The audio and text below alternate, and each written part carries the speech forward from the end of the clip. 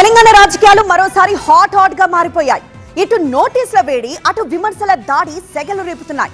మీది ప్రజాపాలన కాదు, పక్కా ప్రతీకార పాలన అంటూ సర్కార్పై విమర్శలు ఎక్కుపెట్టింది బీఆర్ఎస్.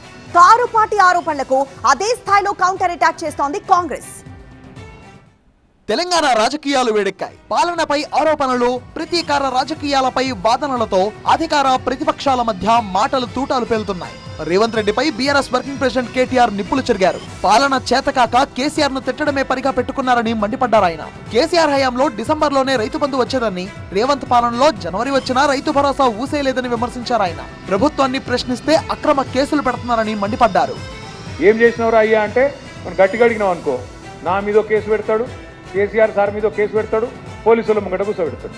ఎవడు భయపడతాడు పోలీసులకు? కేసీఆర్ను దిక్కుడు తప్ప ఈ రెండేళ్లలో ఏమన్నా అన్నాడా కేసీఆర్? ఆయన ఈ రెండేళ్లలో ఒక్కసారి ఆయన పేరు తీసిందా?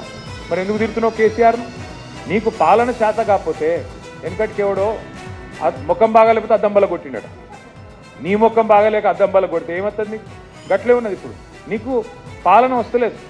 మాజీ మంత్రి వేముల ప్రశాంత్ రెడ్డి కూడా రేవంత్ సర్కార్ పై విమర్శలు గుప్పించారు. ఇది ప్రజాపాలన కాదు, పక్కా ప్రతీకార పాలన అంటూ నిప్పులు చెరిగారు. సంతోష్ రావుకు నోటీసులు ఇవ్వడం ఖచ్చితంగా కక్ష సాధింపే అని, బొగ్గు స్కామ్ నుంచి ప్రజల దృష్టి మరల్చడానికే ఈ సిట్ డ్రామాలు ఆడుతున్నారని ఆరోపించారు. కేసీఆర్ కుటుంబాన్ని వేధించడమే ఈ ప్రభుత్వ ఏకైక ఎజెండా అని మండిపడ్డారు. టీఆర్ఎస్ విమర్శలకు కౌంటర్ ఇచ్చారు పీసీసీ చీఫ్ మహేష్ కుమార్ గౌడ్. రేవంత్ రెడ్డి పాలనలో రాష్ట్రం సుభిక్షంగా ఉందన్నారు.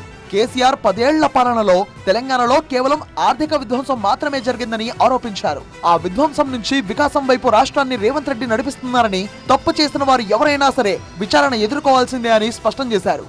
10 ఏళ్ల బీఆర్ఎస్ పాలనలో ఏం జరిగిందో మనకు తెలుసు.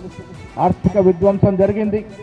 ఆర్థిక విధ్వంసం కోలుకునే ప్రయత్నంలో భాగంగా ఆనాడు పీసీసీ అధ్యక్షుడు రేవంత్ రెడ్డి గారు ముఖ్యమంత్రి అయిన తర్వాత ఆర్థిక విధ్వంసం నుంచి వికాసం వైపు అడుగులెడతా ఉన్నాం.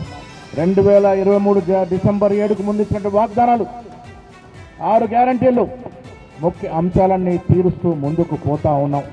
ఆర్థిక భారం ఉన్నప్పటికీ కూడా మెల్లమెల్లగా దాన్ని సరిదిద్దుకుంటూ ముఖ్యమంత్రి గారు, డిప్యూటీ ముఖ్యమంత్రి గారు, మంత్రులు, సభ్యులందరూ కూడా ప్రతిరోజు కష్టపడుతూ ఆర్థిక విధ్వంసం, ఆర్థిక వికాసం వైపు పరిగెడుతున్న సందర్భం. మొత్తంగా ఇటు నోటీసుల వేడి, అటు విమర్శల దాడి తెలంగాణ రాజకీయాల్లో సెగలు రేపుతున్నాయి.